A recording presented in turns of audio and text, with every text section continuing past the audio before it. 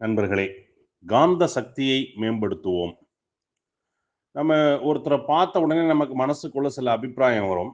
அது வந்து அவருடைய பர்சனாலிட்டின்னு சொல்றோம். இந்த பர்சனாலிட்டி அப்படிங்கிறது அவருடைய உடையோ அல்லது அவருடைய உடல் அமைப்போ இதை மட்டும் சார்ந்தது இல்லை. இதை தாண்டி நிறைய விஷயங்கள் இருக்கு. ரொம்ப முக்கியமானது அவருக்கு இருக்கின்ற காந்த சக்தி. ஒருத்தர் வந்து அவருடைய வயசு, படிப்பு, அழகு இதெல்லாம் ஒரு பக்கம் இருக்கட்டும். இதெல்லாம் தாண்டி சில கவர்ச்சி இருக்கும் சில பேர்ட்ட. அதாவது நம்ம ஏதோ இளம் பெண்கள், இளைஞர்கள் மட்டும் தான் கவர்ச்சியானவர்கள்னு நெனைக்கிறோம். இல்ல, அப்படி இல்ல. ரொம்ப வயசான ஒரு சில பேர் பார்த்தீங்கன்னா, உங்களுக்கு வந்து அவர் மேல ஒரு மரியாதை வரும். ஒரு அட்ராக்ஷன் வரும். அவர்ட்ட பேசணும்னு தோணும். அவர்ட்ட ஒரு நட்பான சிந்தனை வரும். ஸோ இதுக்கு வந்து ஒரு வயசோ, படிப்போ, அழகோ எதுவுமே தேவையில்ல. இதெல்லாம் தாண்டி ஒரு கவர்ச்சிகரமான ஒரு ஆற்றல் அவங்க கிட்ட இருக்கும். இத நம்ம வந்து ஒரு காந்த சக்தி அப்படின்னு சொல்றோம். இந்த தனிப்பட்ட காந்த சக்தி எல்லாருக்குமே இருக்கு. அந்த காந்த சக்திய நம்ம எந்த அளவுக்கு நம்ம டெவலப் பண்றோமோ, அந்த அளவுக்கு நம்ம எல்லா விஷயத்தையும் எளிமையா செய்ய முடியும். ஸோ இந்த காந்த சக்தி அதிகமா இருக்கிறவங்க கிட்ட வந்து ஒரு பெரிய கமாண்டிங் பவர் இருக்கும். நீங்க பார்த்தீங்கன்னா, ஒரு ஒரு ஒரு 10 பேர் இருக்கிறாங்கன்னா, அந்த 10 பேர்ல யாரோ ஒருத்தர் வந்து பேசுறத மீதி 9 பேரும் கேட்டுக்குவாங்க. அவர் சொல்றத பூரா அக்செப்ட் பண்ணிக்குவாங்க. ஸோ இதுக்கு என்ன காரணம்னா, அவருக்கு படிப்போ, அ க மற்ற விஷயங்களையோ தாண்டி அவர்ட்ட ஒரு காந்த சக்தி இருக்கும். அந்த காந்த சக்திய நாம வந்து நமக்குள்ள இருந்து டெவலப் பண்ணணும். நீங்க இந்த கடவுள் படத்தெல்லாம் பார்த்தீங்கன்னா, சுத்தி ஒரு ஒளிவட்டம் போட்டு வச்சிருப்பாங்க. இது வந்து நம்ம ஆரான்னு சொல்லுவாங்க. இப்ப ஆறாங்கிறது அந்த ஒரு வகையான காந்த சக்தி தான். இது ஒரு ஒரு மனுஷனுக்கும் உண்டு. இந்த மாரி ஒரு ஒரு மனுஷனும் நம்முடைய காந்த சக்திய நம்ம டெவலப் பண்ண முடியும். அந்த மாரி காந்த சக்திய நம்ம டெவலப் பண்ணணும்னா, முதல்ல நம்மை நாம் அறிந்து கொள்ள வேண்டும். நமக்கு வந்து ஒரு நல்ல தன்னம்பிக்கை இருக்க வேண்டும். நேர்மறை சிந்தனைகள் நமக்குள்ள இருக்க வேண்டும். எதையும் சீர்தூக்கி பார்க்கும் ஒரு மனநிலை இருக்க வேண்டும். இந்த மாரி நெறைய விஷயங்கள் நம்ம மனசுக்குள்ள டெவலப் பண்ணும்போது, அந்த காந்த சக்தி உருவாகும். எல்லா விஷயத்தையும் சிந்தித்து செயல்பட வேண்டும். அந்த காந்த சக்தியை நமக்குள்ள நம்ம உருவாக்கணும்னா, அதற்கு ரொம்ப முக்கிய பங்கு வகிக்கின்ற ஒரு விஷயம் என்னன்னா, நம்முடைய கண்கள். அப்ப இந்த கண்களை பயன்படுத்தி நம்முடைய காந்த சக்தியை நாம் மேம்படுத்த முடியும். இப்ப அத பல்வேறு பயிற்சிகள் மூலமாக செய்ய முடியும். தொடர்ந்து நம்ம செயல்படுத்தும்போது கண்களினுடைய ஆற்றலை அதிகரிக்க முடியும். அதன் மூலம் நம்முடைய காந்த சக்தியை பெருக்கிக் கொள்ள முடியும். ஸோ மற்றவங்கள பார்க்கும்போது அவங்க கண்களை வந்து நேராக பாருங்கள். ஒருத்தரோட பேசுறீங்கன்னா, நேரா அவங்க கண்ண பாருங்க. கண்களை ஆழமாக பாருங்கள். ஆனா அதுக்காக வந்து முறைக்க வேண்டாம். நம்ம அவங்க கண்கள நேரா பார்க்கணும். அதுதான். அதே மாரி ஒரு அலட்சியமா நம்ம பார்க்க வேண்டாம்.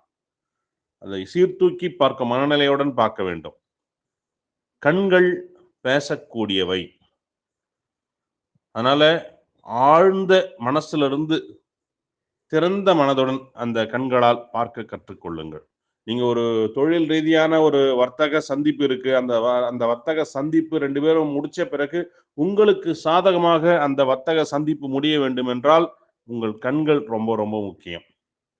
உங்களுடைய செயல்பாடு எதுவா இருந்தாலும் அதை வெற்றிகரமாக மாற்றுவதற்கு உங்களுடைய கண்கள் உதவும். அதனால கண்களால் புன்னகை செய்யுங்கள். அந்த புன்னகை வந்து அடுத்தவங்களுக்காக இல்ல, உங்களுக்காக, உங்களுக்கு உள்ள இருந்து. அதாவது நீங்க புன்னகைக்கிறீங்கன்றது எதிர்ல இருக்கிறவர திருப்திப்படுத்துறதுக்காக ஏதோ இந்த இந்த சேல்ஸ் பெர்சன்ஸ்லாம் பார்த்தீங்கன்னா, நெறைய பேர் வந்து இந்த உதட்டளவில் புன்னகை செய்வார்கள். அது பார்க்கும்போதே உங்களுக்கு தெரியும். ஏதோ கடனுக்கு சிரிக்கிற மாரி சிரிப்பாங்க. அந்த மாரி இல்ல. உங்கள் உள்ளத்திலிருந்து, உங்கள் இதயத்திலிருந்து, உங்களுக்குள்ளிருந்து நீங்கள் உணர்ந்து புன்னகைக்க வேண்டும். அது வந்து உங்க கண்கள்ல வெளிப்படும். அதேபோல நம்ம வந்து சில பேர் ஜோக் சொல்லுவாங்க.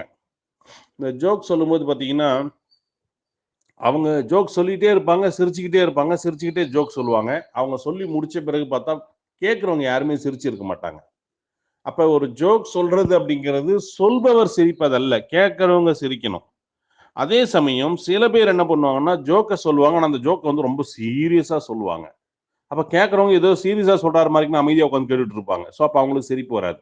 அப்ப ஒரு ஜோக் சொல்லும்போது, நாம் சிரித்துக் கொண்டேவும் சொல்லக்கூடாது, சீரியஸாவும் சொல்லக்கூடாது. அப்ப எப்படி சார் சொல்றதுன்னா, கண்களால் சிரித்துக் கொண்டு சொல்ல வேண்டும். ஒரு ஜோக் நீங்க சொன்னீங்கன்னா கூட, ஒரு நகைச்சுவை சொன்னீங்கன்னா கூட, கண்களால் சிரித்துக் கொண்டு பேச வேண்டும். நீங்க உதட்டுல சிரிச்சுக்கிட்டு சொல்லக்கூடாது. சிரிக்காம சீரியஸாவும் சொல்லக்கூடாது. கண்களால் சிரித்து அந்த ஜோக்க சொன்னீங்கன்னா, அந்த ஜோக் வந்து உங்களுக்கு நல்ல ரீச் ஆகும். அப்போ கண்கள நம்ம சரியான முறையில் பயன்படுத்த வேண்டும். சரியா? அப்போ நம்ம அந்த கண்களை பயன்படுத்தும் போது அந்த ஒரு சிரிச்ச முகம், அந்த ஒரு பர்சனாலிட்டி வந்து நமக்கு உருவாகும். ஸோ சில பேர் பார்த்தீங்கன்னா, எப்பவுமே ஒரு சீரியஸான முகத்தோட இருப்பாங்க. அவங்கள பார்த்தீங்கன்னா, அவங்க கிட்ட பேசுறதுக்கு சில பேருக்கு நமக்கு ஒரு பயமா இருக்கும். அவங்க கிட்ட போறதுக்கு ஒரு எரிச்சலா இருக்கும். இந்த மாரிலாம் நெறைய நம்ம நினைப்போம். இதுக்கு வந்து ரொம்ப முக்கிய காரணம் அவர்களுடைய கண்கள், அந்த கண்களை அவர்கள் பயன்படுத்தும் விதம்.